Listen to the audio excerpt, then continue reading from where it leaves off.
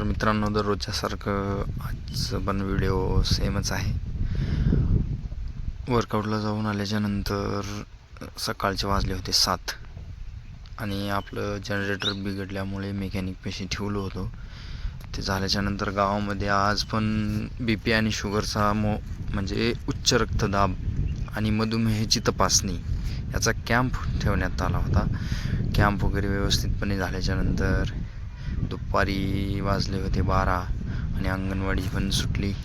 मुलं बघा किती अवघड आहे एवढ्या खराब रस्त्यानं एवढं मोठं लोड घेऊन जाणं ट्रॅक्टरवाल्यांसाठी. आणि मेन म्हणजे हे मोटरसायकलवाल्यांसाठी खूप घातक असतं. एवढे मोठे खड्डे, ती बघा ट्रॅक्टर कसं जात आहे. आणि बाईकवाले पण आरामानं जात नाहीत राव, थोडंसं थांबायचं असतंय. स्वतःचा जीव धोक्यात घालून बेतुफान गाड्या चालतात. वापस येत असताना सनसेटचा आनंद घेत आम्ही निघालो वापस घराकडं.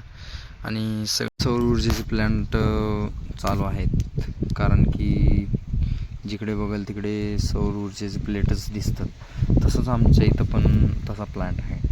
मग गावातून आम्ही फुलाचं एक झाड आणलं होतं, ते घेतलं आणि संध्याकाळच्याला आपलं जनरेटर वगैरे बिघडलेलं त्याला दुरुस्त वगैरे झाल्याच्यानंतर आम्ही निघालो घरला.